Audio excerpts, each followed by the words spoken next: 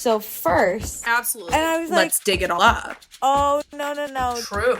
You'll never guess. So sidebar.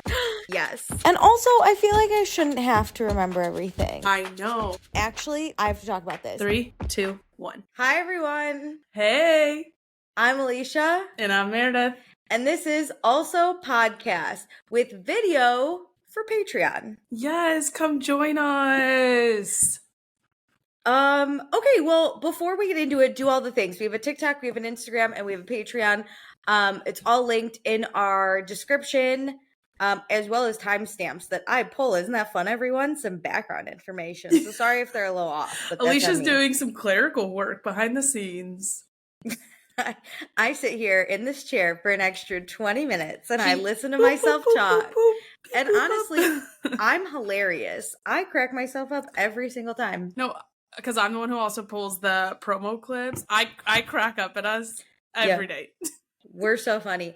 I will say, though, it's humbling to watch yourself do it. Yeah. But then I realize how much I don't shut up, to the point that you who doesn't shut up, I overtake you. No, because I've been watching us for a while before we ever started video, and I was like, oh, you need to learn to shut up. And I think I have. I think you have too much. Because now I'm self-conscious. I get so mad at myself whenever I go and edit a promo clip and I'm like talking over you about the previous topic, and I wish it was like clean the start of it, and so I get so mad at myself, so I try to let you finish your thought now, which is like diabolical. I need to work on that, but like, how dare you just talk over me? It's what I want. No, I'm just kidding. Okay, we have lots to get to, so we just really quick do our small celebrations. Let's celebrate something we did, because mental health kills us sometimes. Oh, you go first. Not to be dark. I deep cleaned my apartment. Ooh. Yeah, which I think is a clear sign I'm like actually really out of my depression. Oh my God, congratulations. Like my stove deep cleaned. Like, oh my God. Yeah.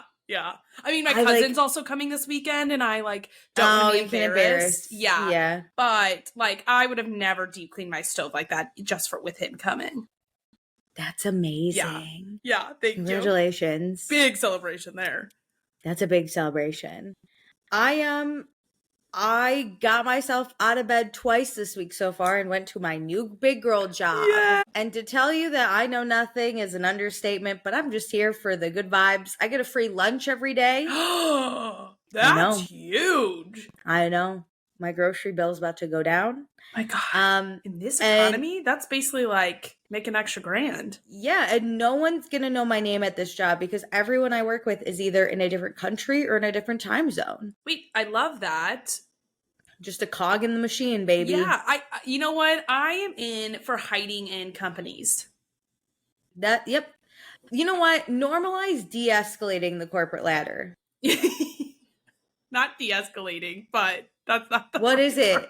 What did I say? I'm like Jax. What did I say wrong? You did that earlier before we started the pre-show. I forget what word you used, but I don't know what the right word is, but it's not de-escalating. But when you're like, I want to escalate the that's not right. Climb.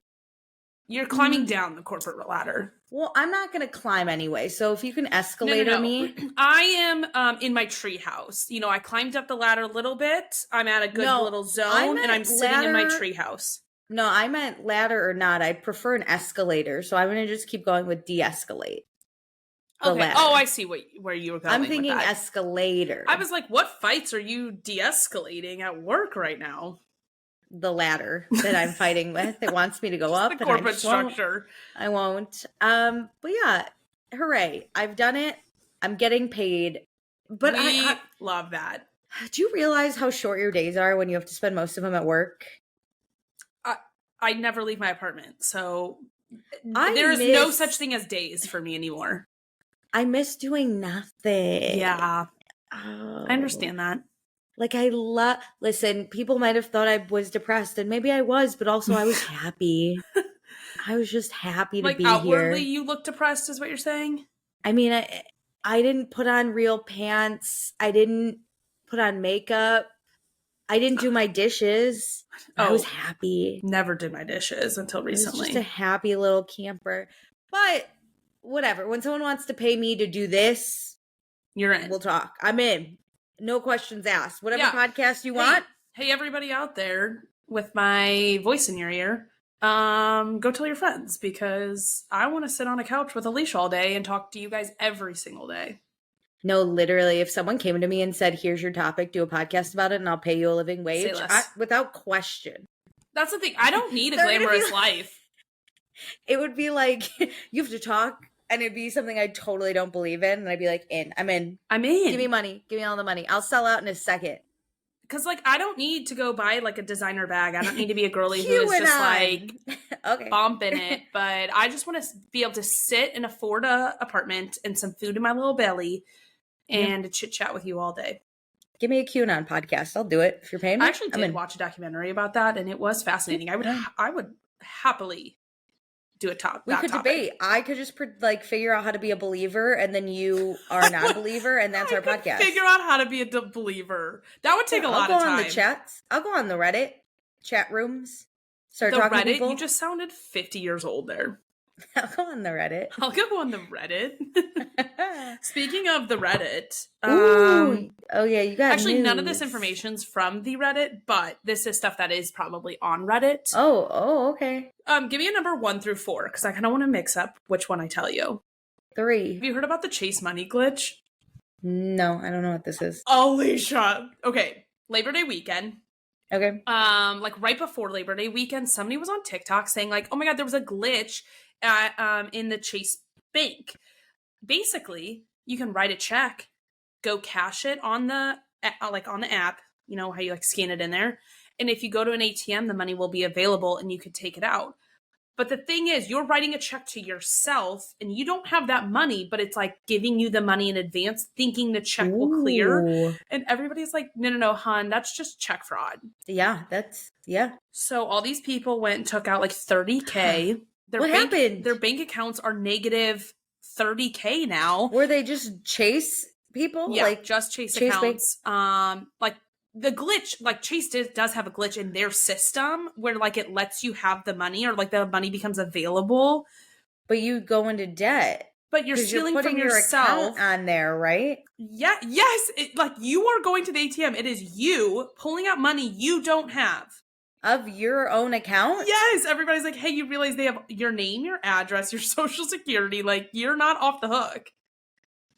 Oh, I didn't know where this was going. I thought Chase was giving away free money. No, that's what these people taking it out of your own account? That is what these people on the internet thought too. Well, yeah, the minute you put your account number down, then I was thinking me who doesn't have an account with Chase could go get free money. No, it is you. You as I've like an actual Chase account.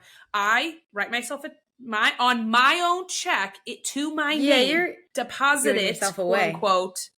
But like that money is never coming because you never had it in the first place. But so what happened to all these people?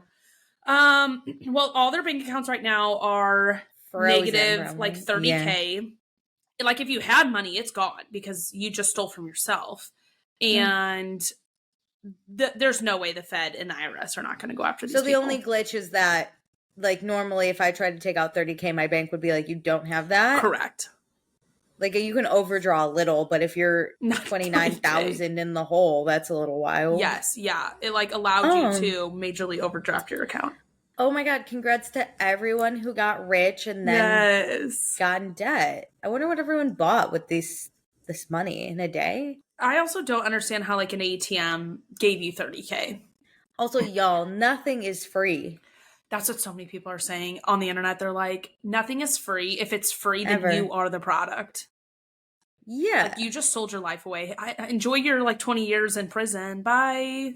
Well, is it a crime if they just committed it against themselves? Yes. Writing a bad check is a crime, no matter who you write it to. Well, I'm so sorry to all of you. Everybody go watch Catch Me If You Can. It's one of my favorite movies about a guy who got away with check fraud for years. And actually, I think it was the FBI, but ended up working with like the FBI because he was so good at it. Oh my God. Okay, should I pick another number? Yeah. 1. Did you see Jack's statement about his mental health diagnosis? Yeah, he's bipolar and something else. And has PTSD. I don't really want to comment on his, like, and pick apart his diagnoses because, like, I'm not a doctor. I don't really care what his diagnoses are. Did he say what is PTSD? Just, he didn't... He commented to a comment saying losing his mom and his dad, which, like, his dad, I believe, had cancer, right? Yeah, but they didn't tell him. Oh, yeah. And then losing his that mom. That would fuck me up. And then he was mad at his mom. So, like, is his mom still alive? And is she dead now? Do we know if she's dead, or does he just still cut her off? He doesn't speak to his mom. Okay, that's what I Which thought. I always disagreed with, but... Me too. I also think, again, no matter what the diagnosis is, it's all about, like, what you do. Yeah. Because, like, anybody with mental health, like, can, in my opinion, overcome it. Granted, like, if you have more resources and access to things, it makes it easier. And I think he has access and money and time. So, like, he is of the privileged group that could deal with this. By overcome it, do you also include in medication? Because I do think people need medication. No, I mean, like, being, like, on a path to a stable healthy life. mental health. Okay. Yeah. Mental health stuff does not go away. That is not what I'm saying. I always say, if you don't want to forgive, you don't have to. I was a big, like, Ariana, stay mad at Tom Sandoval. I say that with an asterisk of, I think if you never forgive your mother for hiding your father's cancer diagnosis, even though your father asked your mother to and she was just completing his dying wish, I think you could forgive then if you wanted to. So never forgive if you don't want to, except for that exact scenario, maybe. Except for that, your life, you need to actually not. Well, like, now if he's not doing well because of that, I'm sure that's the thing. Not forgiving really messed up his mental health a little. I think there's variations of forgiving. Like, you can forgive a situation so you can move on and still have no contact. And, like, that's a path he could walk down. But in some way, he needs to, like, deal with it. In a way, instead of holding on to it. Yeah, he lost his mom and dad at the same, like, on the same day, basically. And even if, like, we don't fully agree with it, but, like, that is inevitably what he's been dealing with, which is really sad. Yeah, that's sad. So, yeah. Look, I support mental health. I think it's great Jax is finally getting some help. Still kind of think he's a shitty person, though. Oh, yeah. I think it's all about what he does with it from here on out. Like, does he choose to continue to be the same person? Rachel? Is he going to be like a Rachel where he gets a podcast and comments on everyone else? Why do you nod? Does he have a podcast I don't know about? He has one with Brittany, and they trade off weeks, like, while they're separated. Ew, just cancel the podcast. Who's listening? Well, I wonder if she wants to try and win it in the divorce, like, as her business moving forward. Start anew or something. You don't need, no. My God, it's worse than Rachel starting a podcast. No. Yeah. Stop. Okay. Staying on our VPR kind of trend, Lala had her baby yesterday on September 3rd, which this will be 2 days when this is released. Congrats. It's a boy, right? I think it's a girl. I don't remember. I think a girl. And I think the initial's supposed to start with an S, maybe? Okay. Well, yay. Good for you, Lala. Will it be on the Valley? She's the only parent, so she can sign it away. I kind of find it weird if you're going to put one kid on and one kid not. Gary's wife, Christina, on Teen Mom, she has a kid that's not allowed on camera. But it's because of the other partner.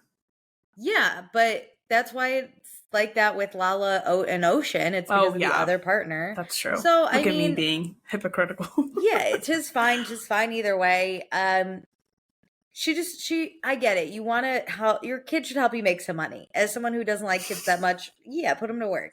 Summer Moon made Sheena a star in my mind. That's true. I have come around on Sheena a little bit more. It does make her more likable to me. I like Summer Moon. I think Summer Moon's a badass. And if Summer Moon likes Sheena, you know what? It's all good for me. She can't be that bad if Summer Moon likes her. She can't be that bad. Summer Moon. She's a badass. Okay, my last one is... Okay. I got a TikTok about this. This isn't news, but I just had to share this with you, especially it being recorded. Do you know what astrocartography is? It sounds familiar, but if you asked me to define it, I would go silent. It is looking at your birth chart to determine where it's best for you to live. So I just want to put this out there. This is we won't discuss it in full detail.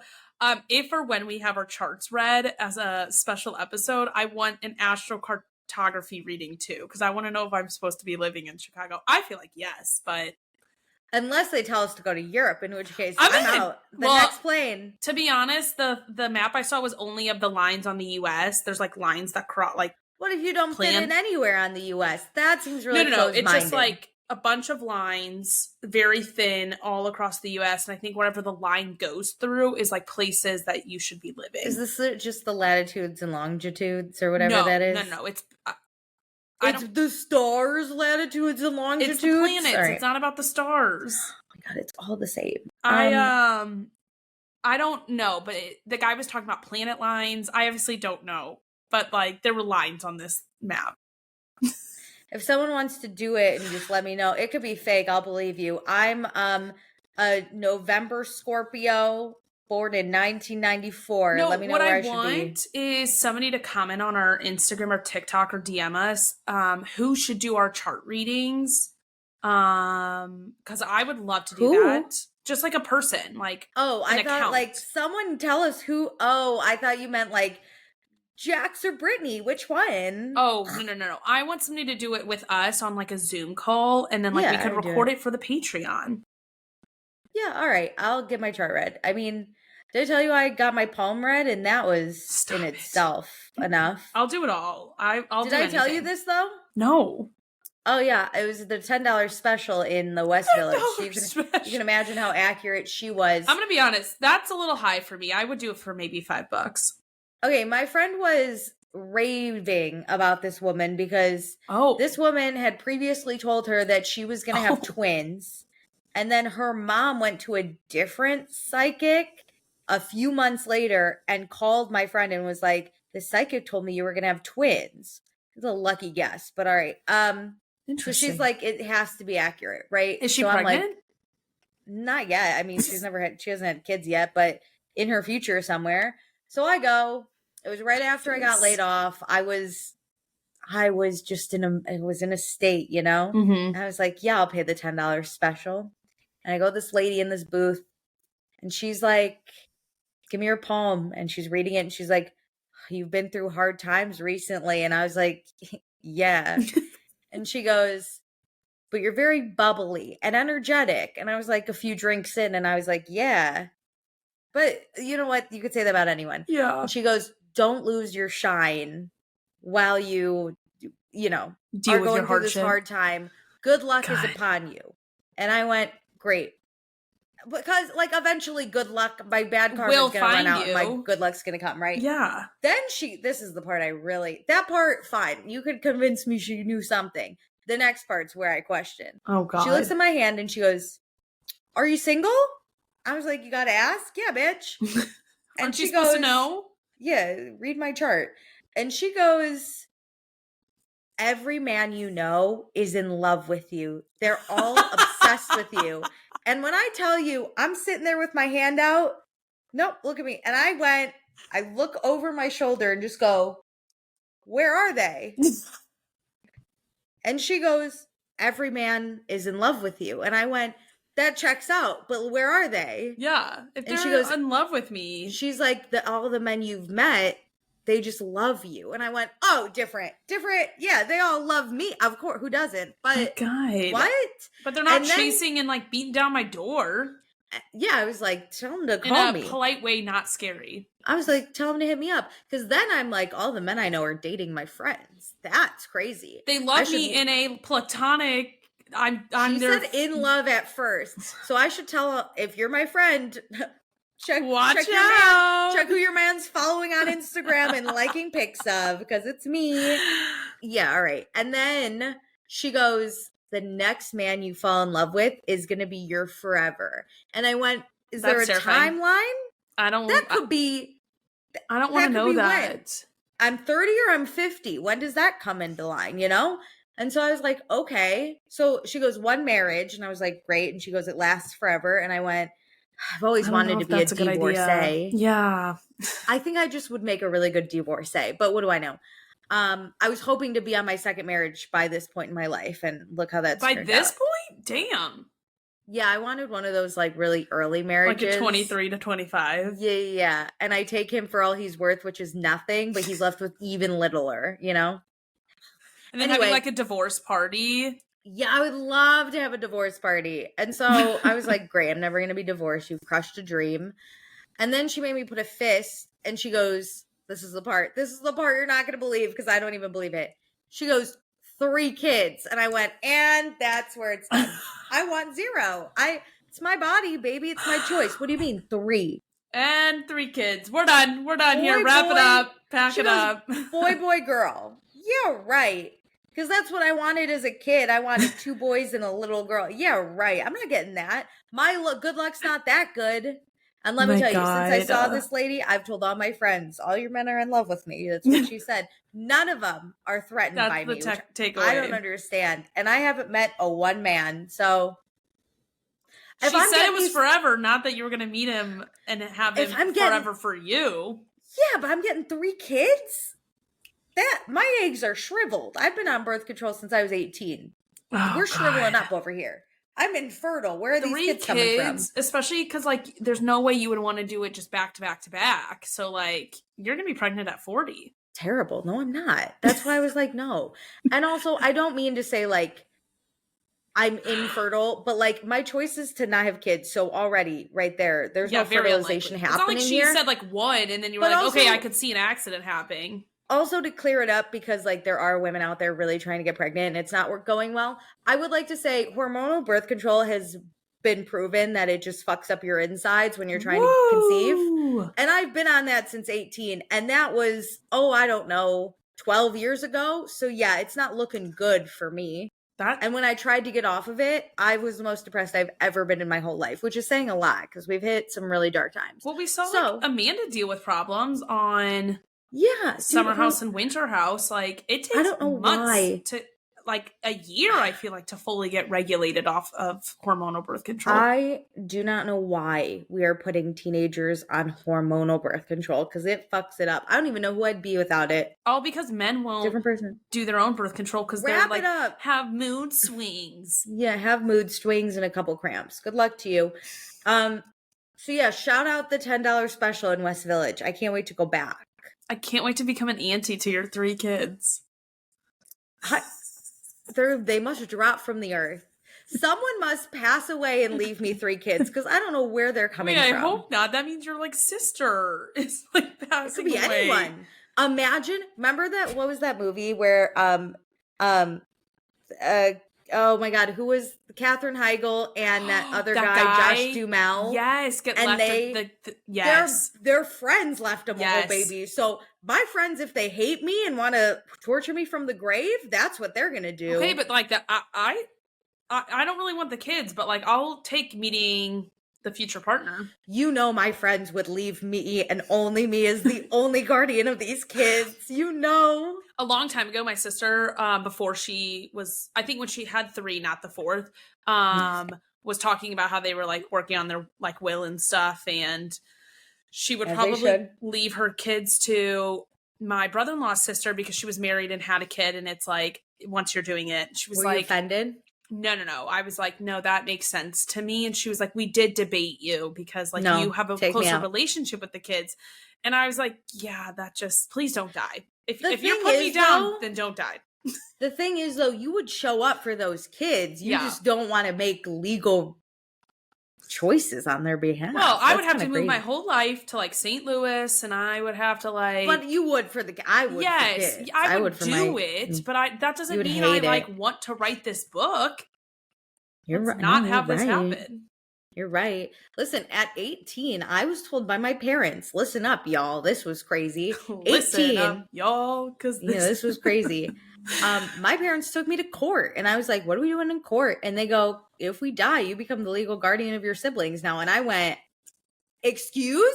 Whoa! Say it again. And so... Why did they do that to you? Well, so my brother has autism, so he does need another guardian. You have a younger sister who's 5 years younger than you. Here's the thing. If my parents pass without my brother having another guardian, he becomes like a ward of the state. Yeah, but like why didn't they have like Because what did they do before you were 18? Why didn't that just stay in place? There's actually a lot of not politics within it, but so oh my God. My aunt was gonna be, so my mom has 2 sisters and my dad has 1 sister. Mm-hmm. My dad's not gonna leave us with his sister. He loves her, he's not gonna do it. Then my mom has 2 sisters. She's the oldest, there's a middle and a youngest.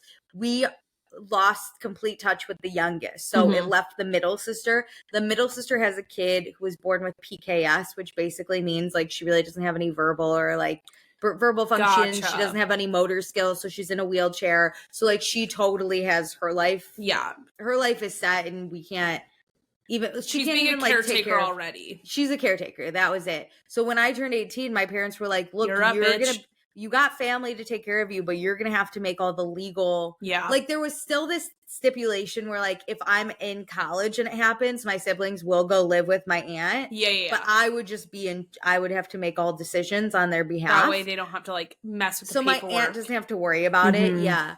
But yeah, imagine me at 18 going, Alicia, oh my God. And then I was kind of traumatizing. When I tell you I was prepared. My God. Every time my mom calls more than once, I go, oh my God. This is it. Are you dying?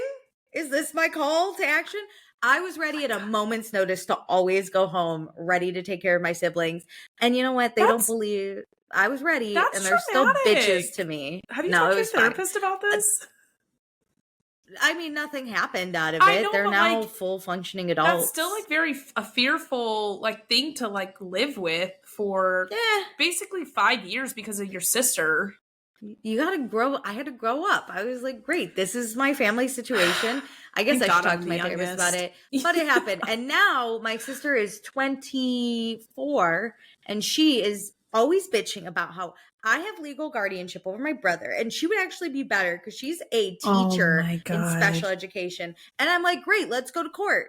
And I can sign it away. You. Yeah. And she was like, I'm busy this day and I'm busy this day. And then you live in New York. And I'm like, well, you don't want it that bad. So seriously, like, guess who's making decisions? But then that means I got to show up when my brother, but I said to my sister, I'm not going to keep him from you. We can have split custody. We could do split custody. That's fine. And also my sister wants the white picket fence and the 12 kids and the pool in the backyard. I'm like, you got your hands full. Guess who's going to be able to drive Nick back and forth? Me.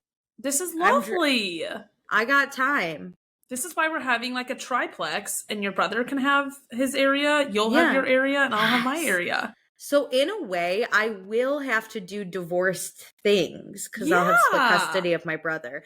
But I do think my parents knew what they were doing with all like financial and legal decisions need to be on me. Agreed. I wholeheartedly agree. My sister doesn't think past the next second. She doesn't look at consequences. So it's just probably for the best. And that's okay. It's for the best. But yeah, I don't know how we got here, but you guys from our charts in the palm reading. Yeah, the palm reader must have saw my brother as one of those kids because 3's a lot. I think she just saw us all living together and said 3 kids. She saw my brother, you, and then she misinterpreted my sister, who'd probably be around, as another boy. Yes. But really, or you, who knows? I'm the boy. Your sister's the girl. Clearly. We had a misgender $10 special. Jesus. You can see that clearly. Yeah, obviously. She's just guessing. Can we, I'm so excited. Can we get into what we're reading, watching, and listening? Absolutely. You want to kick it off? Yes. You're absolutely. very eager.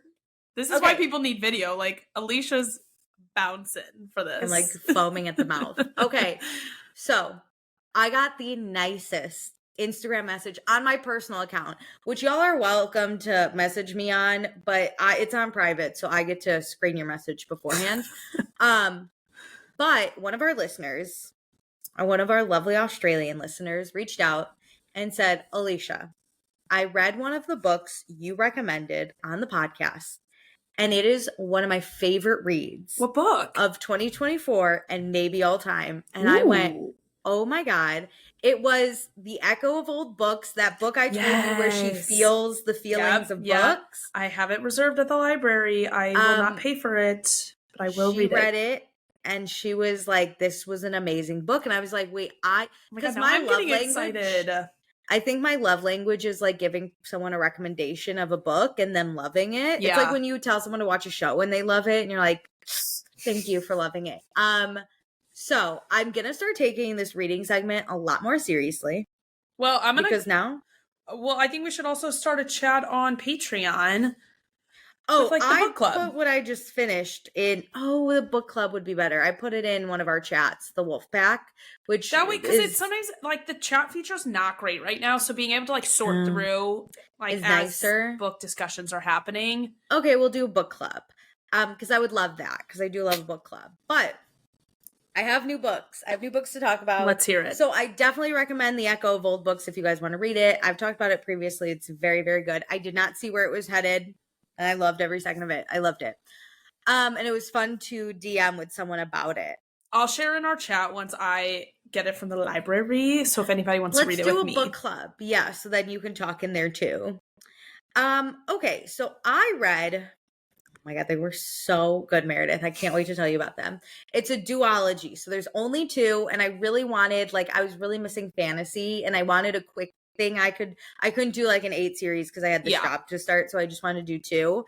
The first book is called One Dark Window, and the second book is called Two Twisted Crowns. It's called The Shepherd King. A pair? They go together? They're a pair. It's called The Shepherd King Duology. And oh my God. Okay, so it is fantasy, but it's not like ACOTAR fantasy where it's random people have magic and they're just so cute with wings. No, the magic comes from a source. So basically, it's about this town or this kingdom. Okay. I think it's called Blunder. Doesn't matter. But Blunder is surrounded in this mist. Mm-hmm. And basically, if you go into the mist without a magic charm, you'll catch the fever, which a lot of kids do because they don't have magic charms, or they run off without it. To talk about this one because didn't somebody get sick and they're trying to hide something? Yes. Okay. Yes. Let me keep going. Okay. So a lot of children catch this fever. And then if you catch the fever, you probably are just killed by the king. Because the thing is, if you make it through the fever, you end up having magical powers. And we just, it's unknown one thing dark I've magic. learned in the fantasy world is we do not share magic. No, it's unknown dark magic, right? So the king just wants to kill you. The only other magic around are these, they're called prophecy cards. I don't know. They're these cards basically. Mm-hmm. And if you have a card, you have the magic within this card. So there's a card that makes you really strikingly beautiful. There's a card that makes you rich. There's a card that lets you read people's minds, but they all come at a cost. So if you use the beauty card too long, you become so cold-hearted, you feel nothing. And if you use the rich card too much, you just so incredibly greedy, you lose sight of everything. And then if you use the reading mind one too long, your mind starts to hurt really badly. They describe it as glass cutting across your brain. So that's where I'm getting nothing is free, because in magic it's not, and that's a big thing. So your book's about one girl, and she caught the fever when she was a kid, but she was hidden away because her dad was captain of the guard. So he was able to move things around for her and hide her a little bit better. But she told everyone she didn't have this like dark magic afterwards, so she's able to hide in plain sight. But she does. Oh my she God. like inherits. So one of the cards, the nightmare card, is the one where you can like read people's minds. And she touches the card, and the monster on the card ends up in her brain. Like it's like she has like a second voice, like a conscience, but it's just this monster. And that's different from people who like play it who didn't have the magic, right? Yes. So her dark magic is she touches a card and inherits what's in it. Oh my God. Can So, she like, if have she- multiple at a time? You could. So she doesn't touch the cards, but she could Oh my like touch the God. beauty one, and like who knows, like it could make hair grow in her body, and like it could make like her lips ginormous and take over her face. Like you Yeah. just don't know. So she just inherited this monster that went into her mind because it's the card that reads minds. So now she has something in her mind, but she's hiding it. And like all this shit happens, and oh my God, I was screaming. Is all this in book 1? Yes. And then the second book comes along, and it's like, because you meet a band of characters, you know, in the first book, there's like, I would say like 4 to 6 like main ones. Yeah. So then the second book, while you still deal with like the first story of the girl, they add in all these other stories too of these people you've like loved and their points of view. They kind of expand on those extra characters. Yeah, because the first girl she's struggling a little, so they have to take the story elsewhere. My God. It is. I was screaming. I was like, no way. I will say I did see one of the twists. I saw it coming a mile away, and I was like, of course. But some of the shit that happened, I was sitting here going, no, no, no, no, no, no, no. Please don't happen. Please don't do it. Please don't do it. I was like, you're going to do it. You're going to do it. You're doing it. It's happening. I was freaked. When I tell you stress. How do you find books typically? Ooh, good question. So I'm on Goodreads. I also am on Book Talk and Bookstagram, but I'm also on Kindle Unlimited. So I've been using, this was on Kindle Unlimited. So I did read, that's why I picked this. Yeah. But you just kind of see like the same books over and over again. Like when I was searching ACOTAR on TikTok, it gave me other fantasy recommendations. Gotcha. I also look on my Goodreads to see if anyone I know has read the book and what they rated it. Ooh. So I could just like get an idea. And I like to read on Goodreads only books that have a 4-star rating or up. Mm-hmm. Because then I think those are naturally a little better. Yeah. But I know what I like. I don't typically like memoirs. I don't really like nonfiction. Historical fiction's hit or miss for me. I love fantasy. I love like a little romance. And I love fiction. Love that.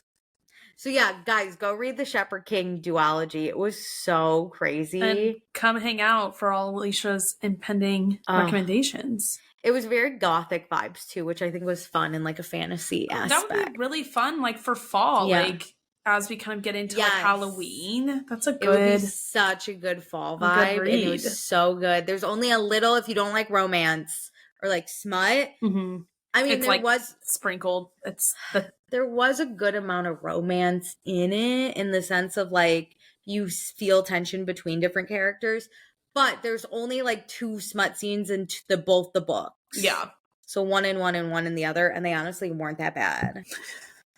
It wasn't bad at all, actually. So, because some people don't like smut. And I get it. Because sometimes smut sense. And I think a lot of books have overtaken with some smut because it got so big there. Yeah. I once read a book where the smut was terribly placed. Because I love some smut.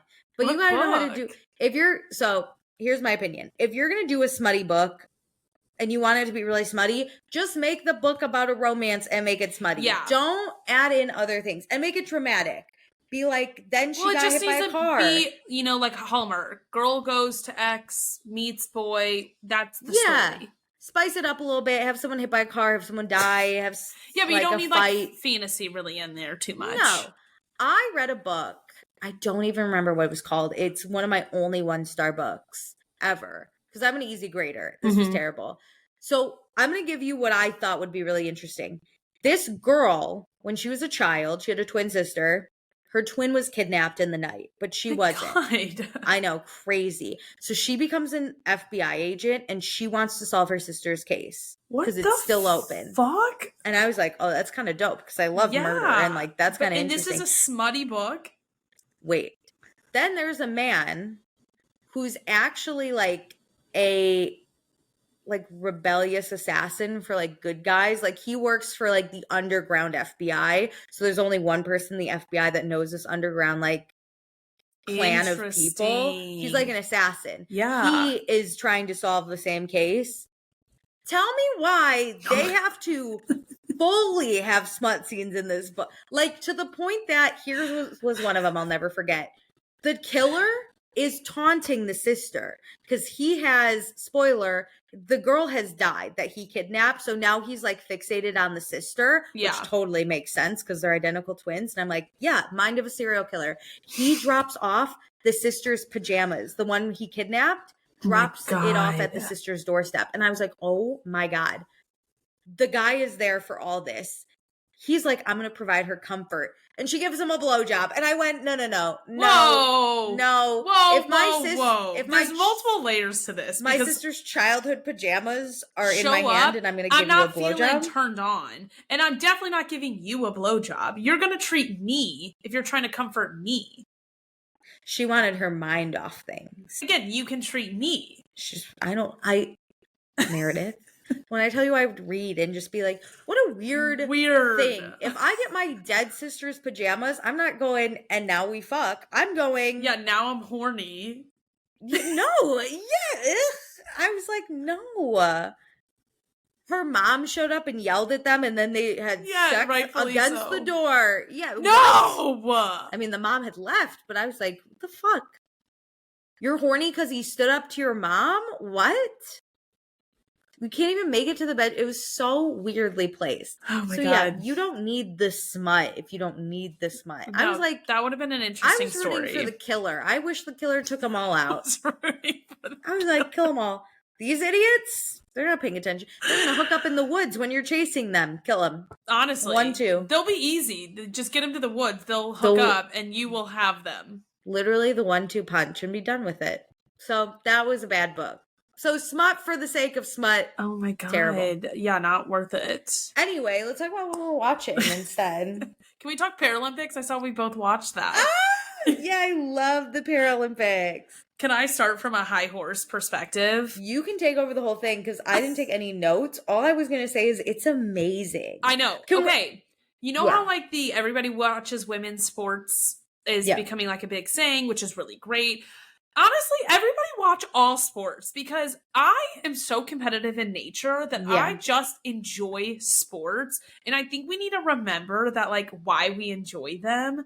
And I have had so much with the Paralympics because you have the 3 categories, I'm going to call it, for me, that I've defined it in, is sports that, you know, were in the Olympics. You know, you got swimming, you already know the rules. You've got like modified sports, you know, like there's changes. Like wheelchair basketball. Correct. You get it, but you don't. Yeah, there's a few tweaks, you know, you got to get on board. And then there's just whole new sports. I was watching wheelchair rugby and I was like so invested because I needed it's like a mix of basketball and soccer and like all these sports and I was like absolutely. And then I'm thinking like what would I do in these situations? I'm like googling shit to like understand like why are the wheels red on this one chair, like going down a full rabbit hole. And I was like I fucking love sports. I love sports. These athletes are literally amazing. Like, I'm more impressed. I need an able-bodied person to do this stuff because like just to show how hard it is. Guys, there's a swimmer with no arms that came in second. I was like, holy shit. I would drown. And even just the knowing you have to basically headbutt the wall. Great. I would slow down immediately. Like how and listen, I don't understand like how they decide who gets to compete against who. Like I haven't looked into that stuff. But how insane that somebody with an arm has a whole arm length. I know. And he almost got the gold. He was ahead the entire race. Oh, when I tell you I was screaming. I can't even tread water for 5 minutes. That's the crazy thing is like I'm like, what a waste of my body. Like, I'm able-bodied, and I'm so thankful for that. I can't run for more than 5 minutes without getting winded. There are people out there who are like, you know what? I have a disability, and I'm still going to do something amazing. Yes. Go. Oh, my God. I'm so disappointed in myself. You're so amazing. It just kind of shows like, you the dedication of just being an Olympian. First off, we already had 2 weeks of that and we were all like, ooh, but then I'm like, oh my God. Yeah. Like what a lot of these people have been through, whether it is like you were born with this, you had a tragic accident, you're a veteran, like so many reasons that people are like a Paralympian. I know. A lot of them could be very tragic things. So like you could have just like lived a life, but you didn't showed up. Yes. Like, think of like, okay, we have, when I say normal athletes, what I meant to say was like people not in the Olympics. Like they're amazing in their own right. Yeah. Then you have Olympians. Amazing. Yes. Paralympians. We need way more coverage on Paralympics. And I'm really happy. I didn't really know this. And it kind of goes back to like being media and representation, but like, I mean, TikTok is helping push this stuff because we get firsthand accounts of all of this stuff. And then some of them are TikTok famous. Yes. And this all being available on Peacock, like the accessibility to watch is huge. I think a lot of like our generation doesn't really have the standard cable package. And like even whenever this was on cable and we did all have it, we didn't watch. So I just think setting it up as just we get the exact same thing as the Olympics and it's not different. It is just round 2 has been huge. It's just it's amazing. Craig is there from Southern Charm. He's watching the Paralympics. I am so happy that he is promoting it too because he is tied to NBC. So like people who like a lot of people who watch him already have this stuff I'm like, should. Cool. Craig's in Paris. Let's see what he's doing. That's amazing. All the Olympians have said like, yeah, look at me, but look at them. Yes. So they're helping.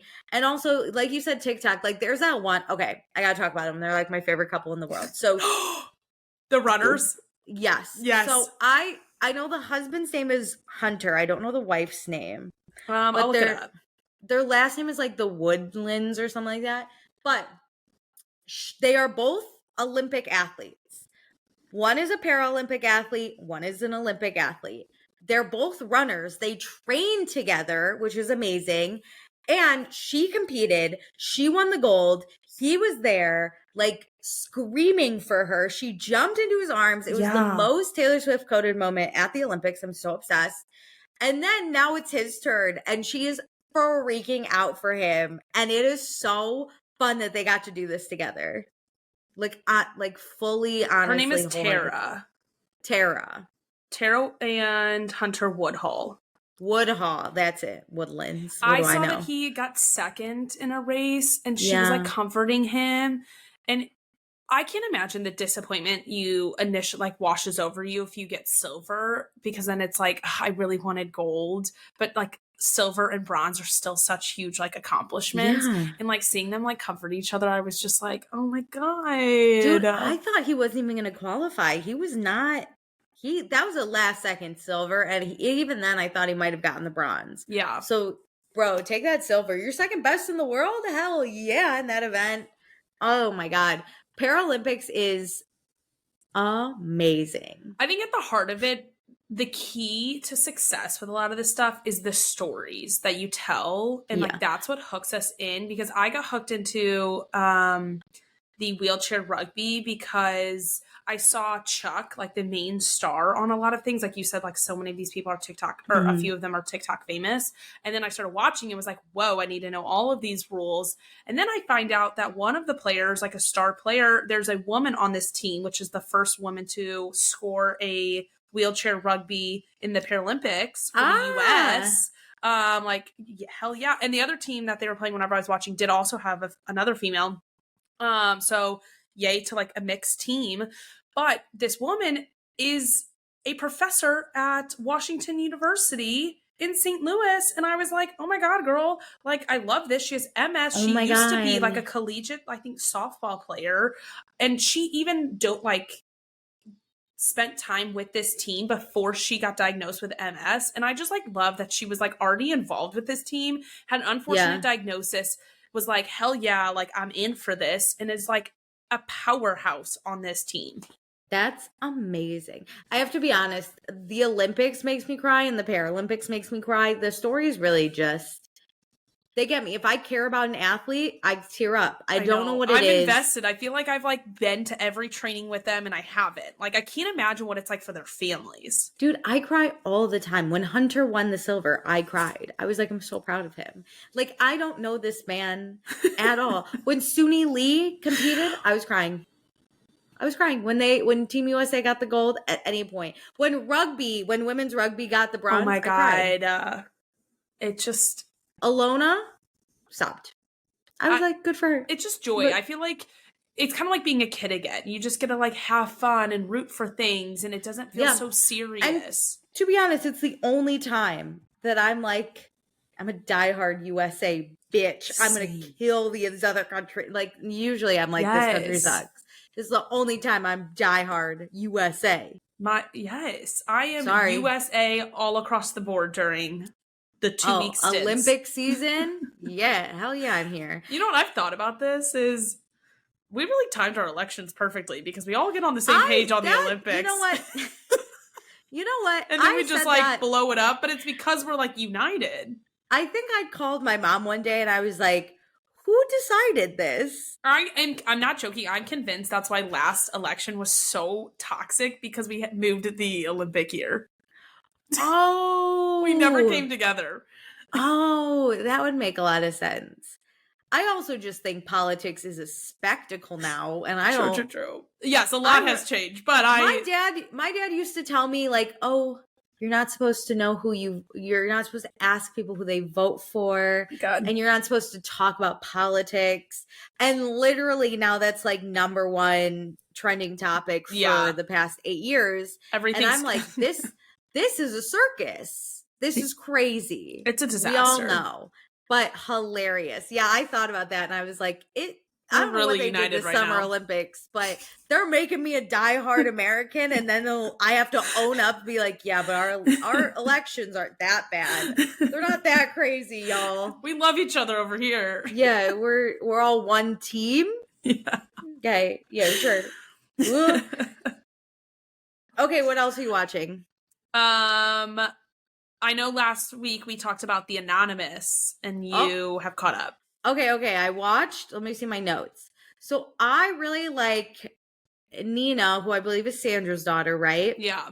I want more from her, so I'm not like happy with her, quote unquote, because I expect more from her, if that makes sense. No, I like her, and I like Jack. Love Jack. Big Jack fan. He's in charge of the game right now, in my opinion. Yeah. I'm a big Jack guy. I love that he was football and all he did was like make fun of Andy. That cracked me up. Like Andy would sit there and be like, I'm gonna come for football, and Jack is just like, I love Andy. I think he always saw too that like he just made like a snide comment. It wasn't ever serious, so he didn't really put him in too much risk. The best was like no one else would vote for Andy. Like they'd be literally like, oh, Christopher's terrible and Sydney's the worst and blah, and everyone would be on that, and then it'd just be football that would be like, I also hate Andy. Yeah, and no one would comment. And don't forget about Andy. And no one would, like, it was just so funny. I was cracking up. I liked Casey, but then she got eliminated. Yeah. And then I did like Robbie, but I don't know about her anymore. She's a tough one. She has gotten a lot of screen time thus far in this season. And she constantly like props herself up as being like so strategic and so good. And I'm like, yeah, but you're not doing anything actually. Like, I think she thinks she's doing stuff, but it's like Jack is really doing stuff and like laying groundwork. Yeah. I was actually really sad they got rid of Tyrina. Yeah. That really was at the start of this past week's episode. That was the cliffhanger. And yeah, I was kind of shocked. But hey, Xavier got the Anonymous and voted her out. So I was pumped for Xavier to like be on top. But I just thought that was a waste of an elimination. I'm rooting for Xavier. I don't think he's doing that great. He's aligned well, but he's kind of a floater with Jack and some of the guys. Here's my problem with Xavier. A, I think he's just a dick. B, I just don't like him. I don't know what it is. B, you probably still beef from Big Brother.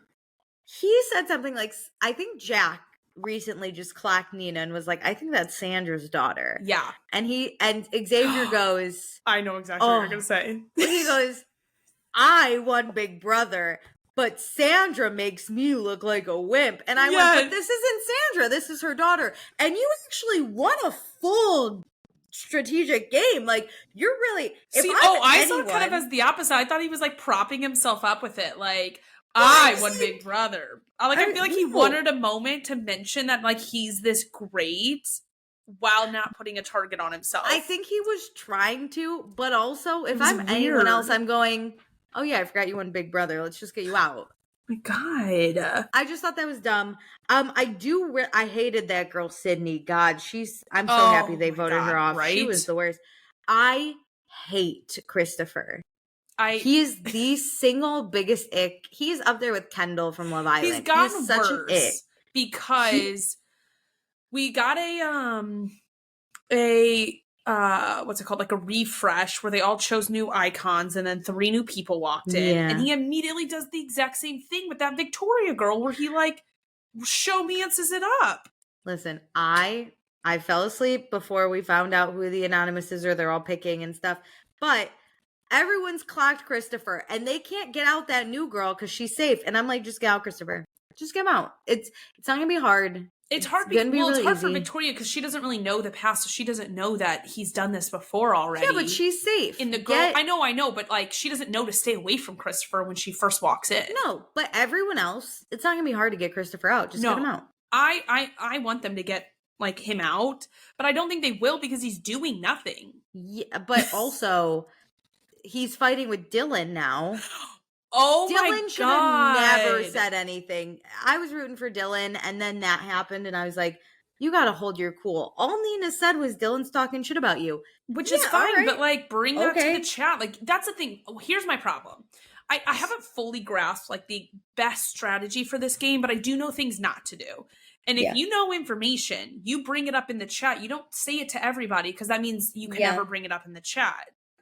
Yeah, and in the chat, it's easier to say because no one for sure knows who you are. Correct. But the minute you take it public with your real name on it, you can never put that stuff in the chat and like try and fuck shit up. Yeah, because they're voting you off as the person, not as the icon. Yeah. So my other thing is I didn't realize that they were like, to get the anonymous, people just can't know who you are. I thought it was you have to get the most people correct. That is it. Oh. Yeah. No. Every week you take. Oh, really? It's how many? Yeah, because people are like, they just can't know who I am. I think it might be a mix of both, but okay, I've been wondering that. Okay, here's my thing. I really need for this show and future seasons to start telling us either, and it doesn't have to be for everybody, but for the person who wins anonymous, what I'll say their grade was or how many they got right. I don't really need to know the full vote but if it's the flip, I guess, of how many people know them. Yeah. Okay, I just need to know something, like some type of statistic on why they got anonymous, because I can't gauge how well these people are doing. I can't either, because we always see like Jack won the anonymous a lot, and then like Lily just got it. But if the point is to guess, like if I win the anonymous from guessing the most icons, I think that's what it is. But ideally, I could figure it out at some point. Which is why I think they did that refresh, and that made me happy. They win the anonymous, and then they're like, this is great. No one knows who I am. Yeah. Which makes me think that it's like, oh, you just can't be known. So if no one knows that I'm, what did I say I was last time? Blanket, I win the anonymous because I'm most anonymous. Oh, I thought it was based on the test they took if they know people. But I think either way, if it's you taking the test and getting the most people right, you know that not a lot of people know what's up, whether they know you or everybody else.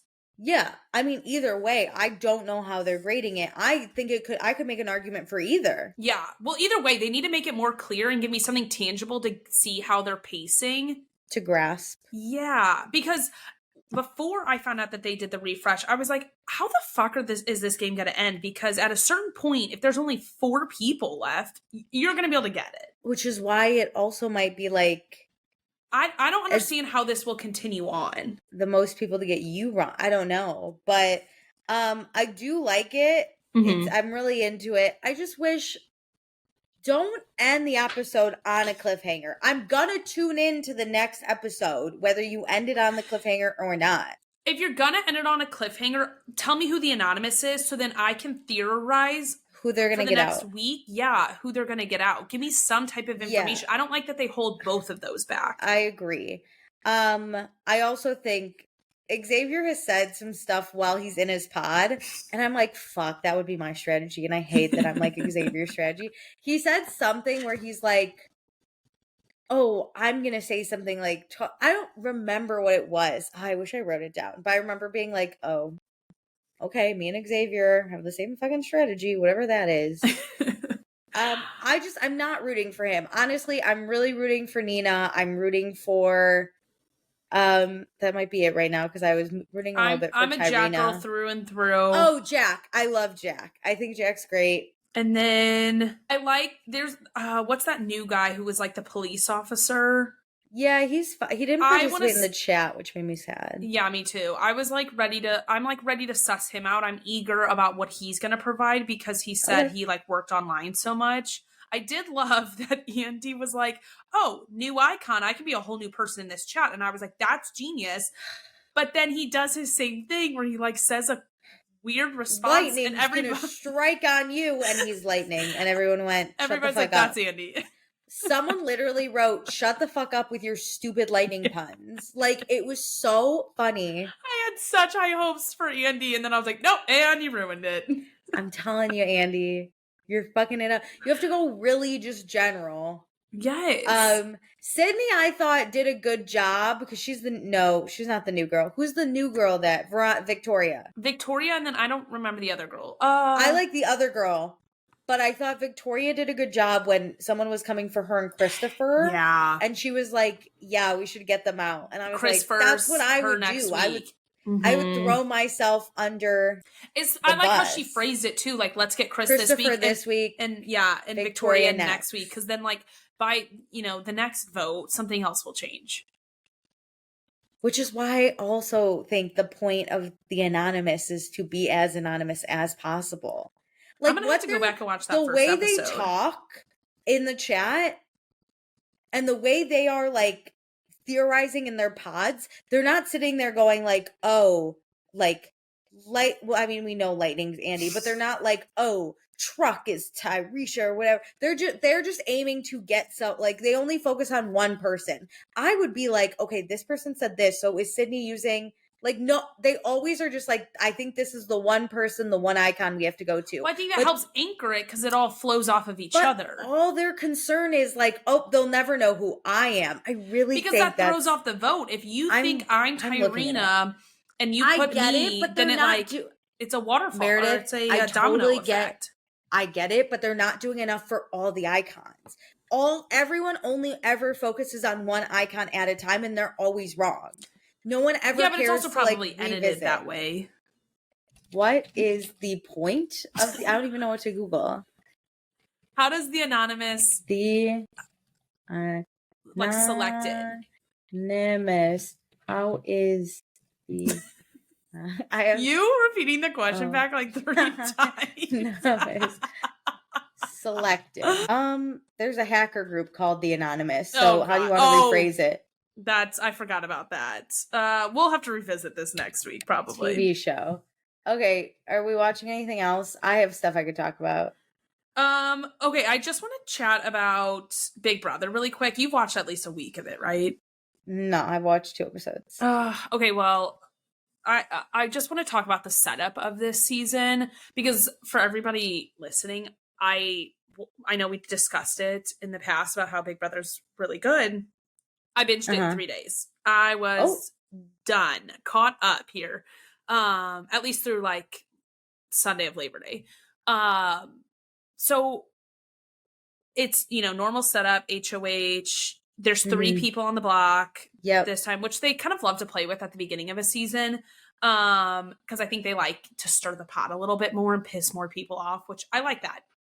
But at the end of the week, on Thursday, there's still 3 people on the block. They do a competition live, and whoever wins it pulls themselves off the block. It's basically essentially another veto, but only the nominees like play in it. You can't really backdoor people anymore. Yeah, that's what my friend said. I can't decide if I like it. Like, it can be frustrating at times because if somebody doesn't win the veto, they're like, I got this. I forget what it's called. It's like the AI arena. I'm gonna crush in the AI arena this week. And I'm like, okay, but I want you to go home. I'm over you. I don't want you to have another shot. I want you to like campaign hard. So is it good? It's good, but I got to a point in this last week where I was like, no, but I don't want this person to have a shot to like pull themselves down on Thursday. Like, I wish this didn't exist. It does. The nice thing about it is, so 3 people are on the block come Thursday. They go into their little thing. Somebody comes down and there's 2 left. And then they have like 5 minutes to strategize on who to vote out because they have to think about all the options. You can't vote with the House, really? Yeah, it like throws a huge wrench into like the block voting because it's like, well, if these 2 are against each other, this is who some of us would like to go home. But what if this happens? Do you think once they get to jury, they'll change it? That's what I'm thinking. It cannot. Or like it'll go a few weeks and then they'll. It can't sustain itself by doing this, like the 3 on the block and this extra competition. So I am wondering when they are going to fall out of it. But it has been a really good season. I do recommend. I love the politicking of trying to get yourself off the block or like not. Like just, I mean, in recent years, Taylor Hale was 6 times on that block and she somehow got out. And that was fun to watch. And I love when the House thinks it's going one way and then it goes a different. Who flipped the vote? That's the best. That doesn't really happen. I mean, there's like a slight shock at the because there was 5 minutes to discuss, so not everybody is included in the vote. No, I want someone sleeping soundly at night thinking they know which way the vote's going to go. This is what I've seen. So I think I've watched 2.5 episodes actually, but they of course are trying to start an all-girl alliance. I already know how that's gonna go. That last 5 minutes, I've not heard one peep of it. I mean, maybe behind the scenes they're talking about it, but not on the edit. I don't know why it always goes awry, but it's just the kiss of death. Girls cannot be friends. We can't put shit aside. We have been formed to just pit ourselves against each other. I know, but I don't want a all-boy alliance either. No. Someone already tried to start an all-white alliance, and that was enough for all of us. Well, no. Sorry, Kyle in the last or 2 seasons ago. You were talking about this season. I was like, no, I haven't been watching behind-the-scenes stuff. They haven't shown that. I don't know anything about this season. Anything I say is not this season. But so far, I've met everyone. I really like that beautiful man with the curly hair and the beautiful eyes. Oh. Cameron? No. Cedric? Yeah. He's gorgeous. I love him. The tall Filipino man, he's gorgeous. Matt. But he's here to find love. He doesn't give a fuck about this game. I need you to watch just one more episode for Matt's sake. I like, again, this is all just knowing nothing. I hate, because it's already been played out, I hate the undercover police officer that's not going to tell anyone he's undercover. You're not going to make it that far. It's been done. It's done, Kenny. Whatever. Just say you're a police officer. Like, Jesus. He said he was in the Air Force. I was know. But that was to Kenny, I think, or not Kenny, to Matt, because his dad was. But still, you're giving yourself away. Isn't there a woman who did, no. Who's the little Filipino girl? She seems fun. Oh, she probably mentally, I don't know how she's going to make it, but she seems like a ball of energy for right now. Doesn't matter. I know exactly who you're talking about, but I forgot her name right now. There's this blonde girl, the VIP cocktail waitress. I was like, I don't know right off the bat. But also part of me is kind of like, I think her name's Leah. Girl. There could be something there. I'm not. I think she's a chubby chaser, is how she defined herself. Which that's hilarious. I'm obsessed with T-Core. She's the one who has such an interesting accent. She's knits because she grew up in England, but I think she was born in Chicago. She grew up in Chicago, I think, grew up in England, had some time in Atlanta. So she has just an amalgamation of accents. Yeah, but her accent's crazy. Her A's are Chicago, and it cracks me up when she says certain words. I love her. I forgot about her. I love her. Can't understand a word she says. I'm obsessed with her. I also love, I just watched a part where someone was like, oh my God, who do you think has, because they're all competing for that power stuff at the beginning. Who do you think has the power? And someone throws out a name and she goes, probably. She was like, yeah. She's just funny. She seems like a funny person. Speaking of powers and kind of twists, CBS, if you're listening, because I know all of the show. They all listen. They take our advice. Let me tell you about my idea for a twist.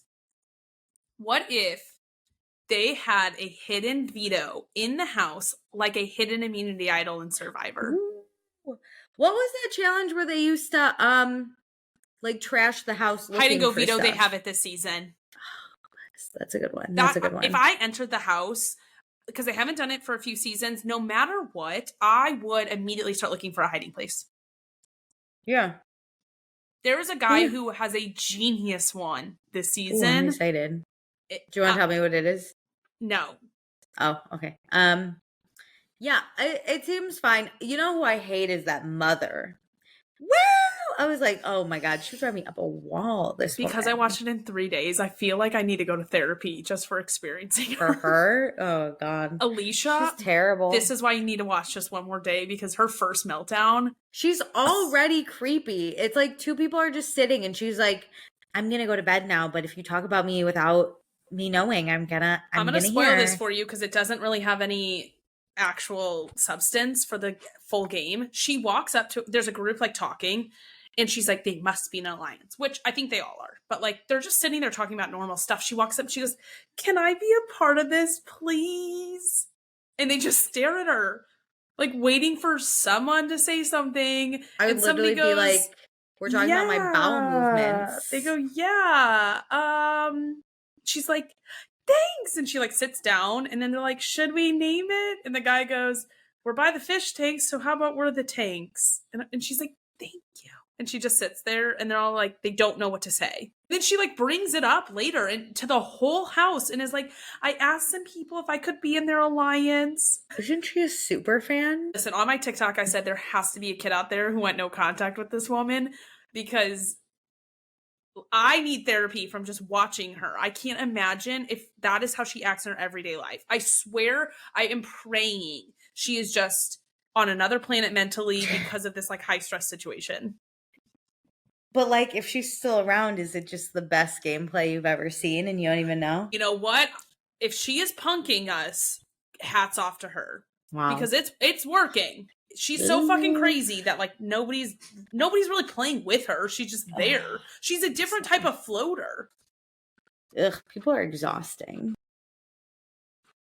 Okay, wait, before we go, I have a few shows. We gotta talk. We gotta talk the challenge. Yes.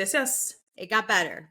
It did. You're right. I had to keep watching. Okay, so basically it's just the first challenge. They do like this purge. Okay. Where they have to compete against each other. I still hate that idea, but now we're back. I gotta tell you about it. I gotta tell you, because you know what? Some players really piss me off. It's like they've never seen this show. And they've never been on it before. Okay.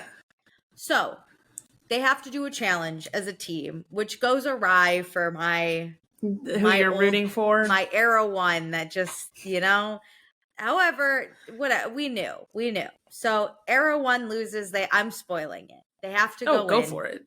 They have to go into the the elimination. Mm-hmm. So basically what they do is the winning team, which I think was Era 3, so like Jordan and Tori and all them and Devin, they're the winners. So they have 2 team captains, right? That they self-nominated. Yeah.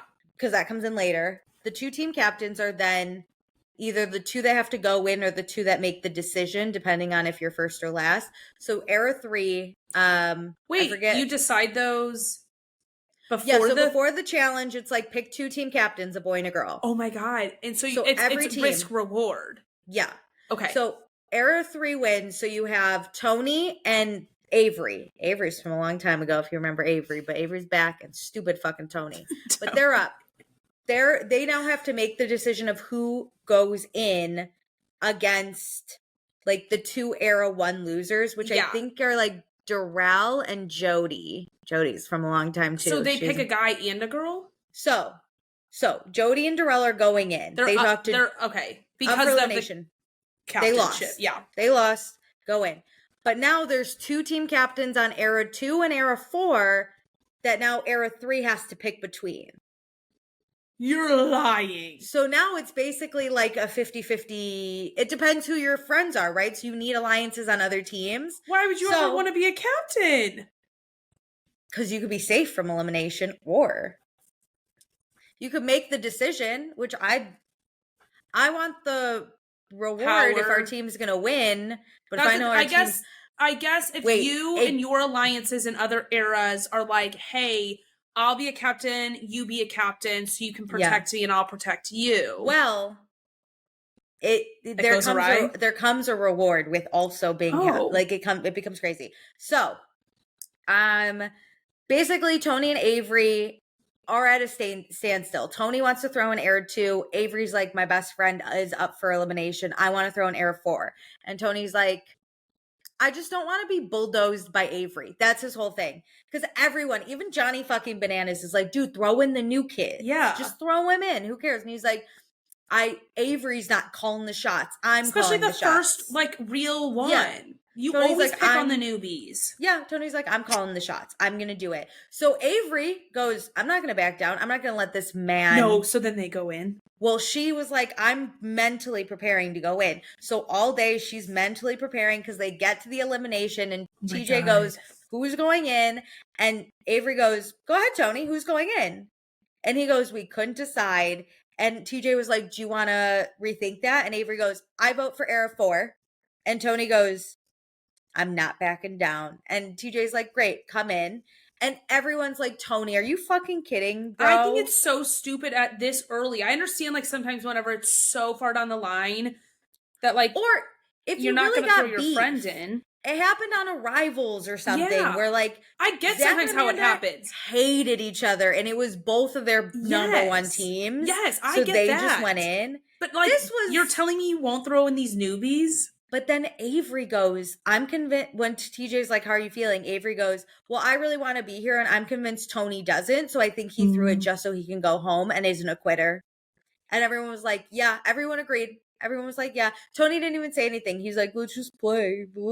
So they're going in. That would piss me off. Because these are all, like, people who have played this year over year doing this season. Avery's ready though, and one of her biggest alliances is Jordan, and Jordan's a fucking genius, and it's a puzzle, so he just like gives her all the answers. Yeah. So and now you don't have to win as a team; it's individual once you're in the pit. So 4 people are in the elimination. Yeah, but 2 are going home, a man and a woman. But it could be anyone. Like, they're not competing as a team. Tony and Avery are individuals now. So it could be 2 from the same team or 1 from each. It could be 1 from each. Okay. Yeah. So basically, spoiler, Darrell wins. So Tony's going home. Duh. Tony didn't do very good. Avery Did he even try? Down to it. Not really. He was like pretending he was like really winded. Fucking Darrell's like twice the age of him and is like killing it. And everyone's like, he's faking it. Like everyone was like, fuck this dude. That would piss me off. But Jody's and Avery's came down to it was very close. Incredible what Jordan did from the sidelines for Avery. But Avery wins. Okay, good. And then Darrell and Avery now get to pick the team captains on every team for the next elimination. Week. So Darrell has to pick the girls and Avery has to pick the boys. No. So to go into an elimination is to have a lot of power. To win that elimination, crazy. But also a team captain, you're either 100% safe or if you have to go in, you get to pick. So your enemies, you're a team captain now, baby. Good luck. I love that. Because then it's like, do I save my best friends? Do I give them the opportunity? Like, I love when elimination has an extra like oomph where people are like, I kind of want to go in. Where you have to really think about it a little bit more about who you're placing as those captains. Yeah. Because you want certain people to go home. You need people to send them home. But then there's this added of voting in. Like you need the power to vote the right people in too. But the best too is TJ said, tell me right now who the captains are. So they didn't even have time to politic. They were like, and so they just picked their friends. So now they've made some enemies. But now it's also like you have to go in elimination, win, and then remember who you're supposed to pick. That's the thing. You have to like be briefed ahead of time. Which then takes your mind out of the elimination. I know, because you can't think too far in advance. But like you got to know who you're going to throw in. Can I just say Jordan is one of the most badass competitors though. Avery is one of his best friends. They did their Real World season together. I've been watching them since. And Avery got to her, because that's her era. And she's like, who do I put? And Jordan goes, give it to me, Avery. Don't even make an enemy. Give it to me. And she's like, are you sure? She's like, I don't want to. And he's like, no, you're my best friend. Give it to me. He's like, do it. And I was like, oh, I wouldn't even do that for my family. Make enemies on your own team. Yeah, fucking Johnny Bananas is like, if my mom was in an elimination, I'm sending her in before me. I don't know what Tony's doing. And Jordan's sitting here like, Avery, I love you so much. Give it to me. I was like, yeah, but you also know he could handle all versions of it. And he like, it's nice to know that somebody could have the power.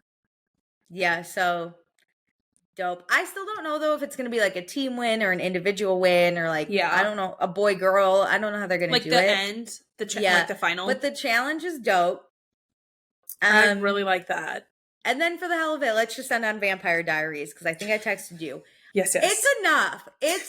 Here's what I'm gonna say. Enough.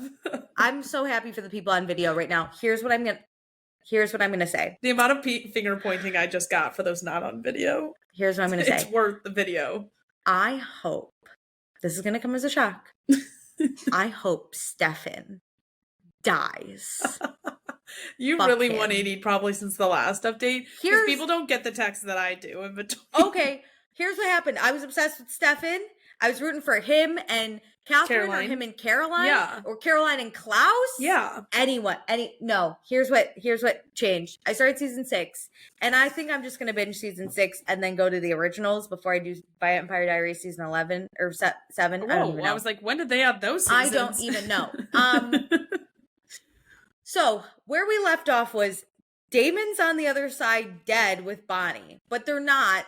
They're in like a weird prison of sort.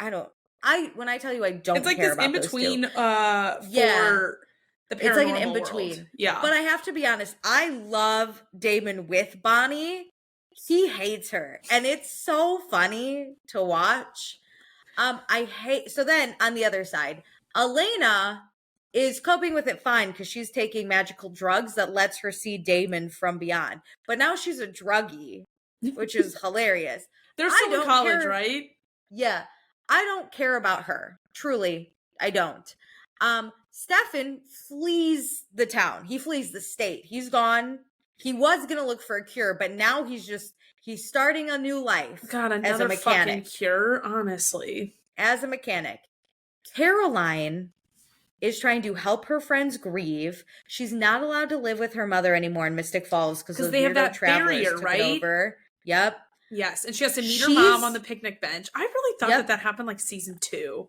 She is mourning her best friend Bonnie, and her other best friend Elena is cuckoo. Yeah. And then her other best friend Stefan has just left her. And she is calling and she can't hang out with her mom in her home. She has no comfort.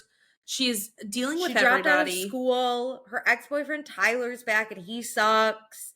I get it. So she keeps calling Stefan and he, rather than answer the phone, breaks it. And then she, with Enzo, who she also hates, is like, I'm going to go find Stefan with Enzo because she misses Stefan so much. And she shows up to him having a different girl over for dinner, which fine, he doesn't know she likes him. He doesn't know. But she's crushed. She's so crushed because I said, I think Caroline likes him because she's giving him glances. She does. Even just from a friend level, she misses him. You've replaced us and you have started a whole new life, but then I also like you and now you have this girl here, so I'm jealous and sad. She's so nice to him and he is so mean to her. She's basically like, please come back. And he's like, no. And she goes, if you loved me at all, please come back. And he's like, no. And I was like, you gotta be effing kidding. Enough. I'm done. And then how is Stefan actually like the villain? Because he basically did this with Elena too. I don't care about Elena though. I know, I'm just saying this is like a pattern of behavior though. He is not. The Salvatore brothers?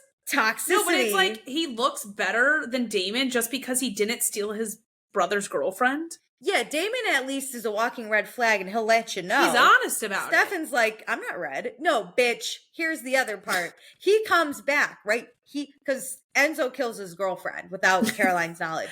So he comes back. All these poor girlfriends just are collateral damage to all these people.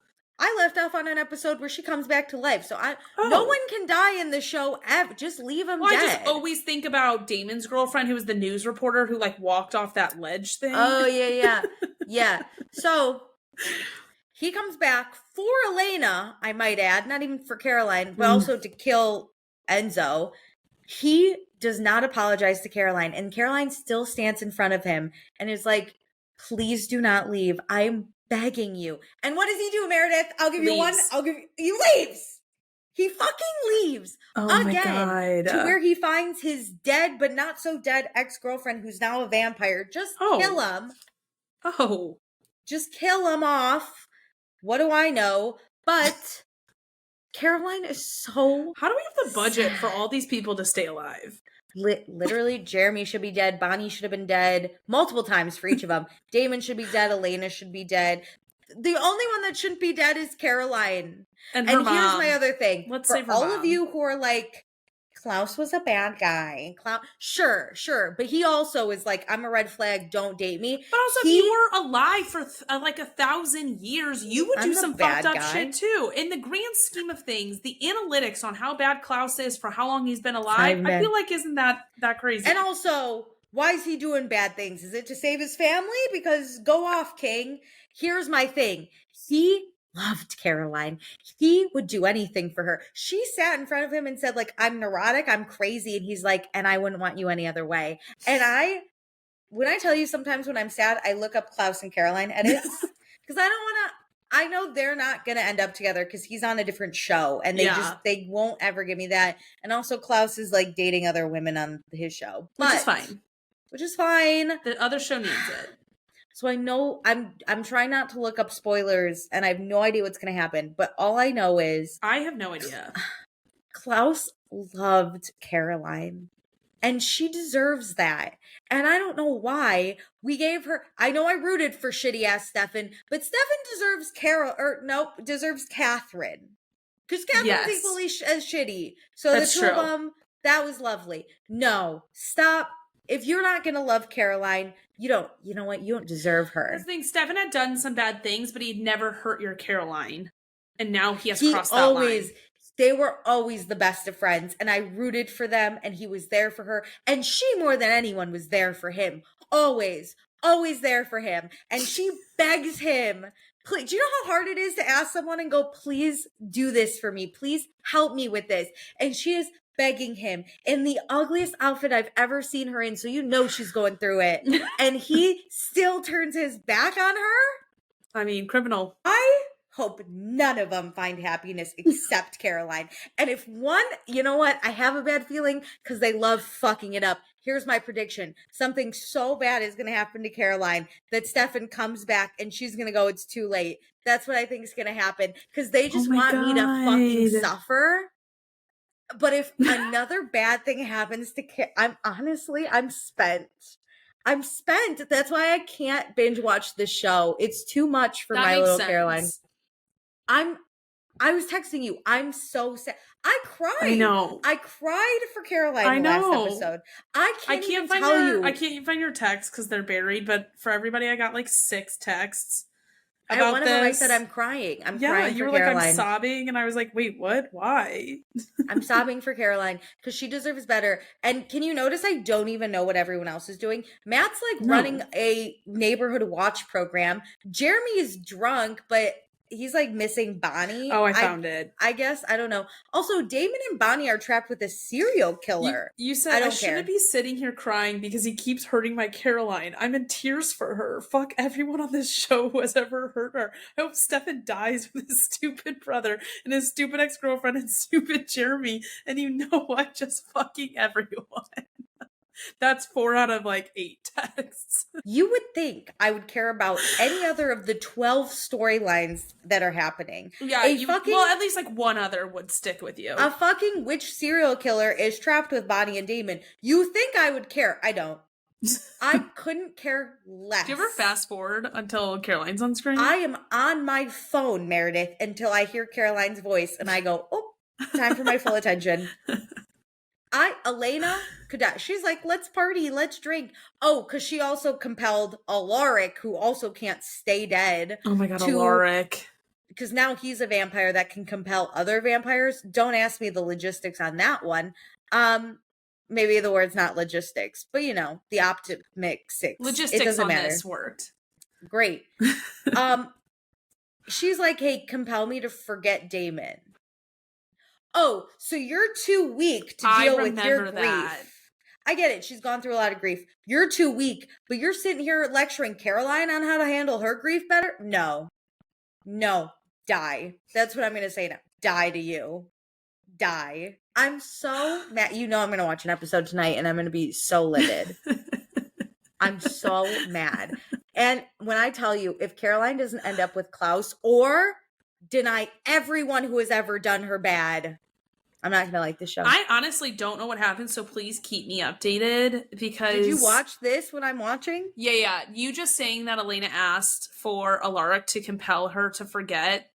Fully remember that. I don't fully remember Stefan leaving Caroline, but I do know that, like, they were ups and downs and will they, won't they for a while.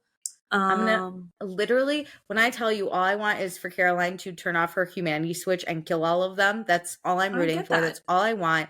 I do know, because I look up edits, that Klaus and Caroline do reunite, but it's just friendly, like, banter stuff, bummer. Which I'm like really sad about. She visits him in New Orleans, which is why I must watch the originals. Yeah, of course. She pops up and she's like, "You always promised to take me to New Orleans," and he's like, "Hi, Caroline." She's and like, "Make me happy, please." You know what? But no one else deserves her. God, they don't deserve New Orleans. How did she date Tyler, not Klaus? Because Klaus didn't exist at the time. That's why. He did, because she fucked him and Tyler got mad. Yes, but she was dating Tyler before Klaus came into the Yeah, picture. what a loser, though. They're all... But the originals is really good. Haley had her baby. People just had to love the originals so much that they got their own show. So then the Klaus thing never happened. Did you know the original? I thought the originals only had 2 seasons. They have 4 or 5. There's one of the originals like leaves during the show. Yeah, Rebecca. Yeah. Yeah. They have 5 seasons of the original. People loved it. That's crazy. But it is so good. I'm glad you love it. And like Klaus is... See, that brings you happiness where Vampire Diaries is bringing you some trauma right now. Yeah, I will say though, that girl Haley that was in Vampire Diaries and is now on the originals. Yeah. Terrible actress. She always just has one face. I never know what she's like, "I'm really happy right now, but I'm also mad." And I'm like, "Oh, you can't even change her. She was on something else, I feel like, during this time, and I was like, I also you're just skinny and hot. The originals, Klaus and his brother do a lot of really bad shit for no reason, and I'm sitting here going, I still love them more. Like I'm that. Yeah, but their bad shit isn't like hurting their best friend like Stefan is doing to Caroline, and that's why it's more interesting. Not emotionally ish. Okay, not to give anything away, but Klaus just killed all of his best friend's friends. Oh. Just to prove a point. Oh. And Klaus I literally went, justified though. I hate the best friend. Because he hurt Klaus's feelings once. And I'm not gonna fuck with that. He threatened to kill Klaus's baby. The justification. Yeah, it's like Klaus tortured this man, took over his city, kicked him out of his house, killed all of his friends, turned all of his friends against him at one point, like hooked up with his girlfriend, like literally everything. This guy does one thing. He's like, "Klaus, I'm going to kill your baby." And Klaus murders everyone. And I go, justified though. Won't hold up in a court of law. How about that? Oh, come on. Klaus is above the law. Of course. I'm so obsessed with him. It's dirty. I love him. Okay, but that's it. I'm not listening to anything. I'm not either. Just great. All the tea on TikTok, which I started the episode with. I can't wait for us to hang up so I can watch the Vampire Diaries. Okay. Well, I can't wait for my all caps texts about you crying. Do all the things. Please be sure to rate, review, subscribe. I miss our reviews. Me too. But we also have an Instagram, a TikTok, and a Patreon. Will you please show me some love on the TikTok? I'm like trying my best out here. Please go give Alicia a like. Meredith's so annoyed with me. I don't know Alicia why. posted and 5 seconds later is like, nobody likes it. Yeah. Just fucking show up. So set your alerts on so Alicia doesn't cry to me about the Vampire Diaries and her TikTok performance. Somehow I would care about Caroline more than myself though. Oh, always. But thank you for joining us. Thanks for joining.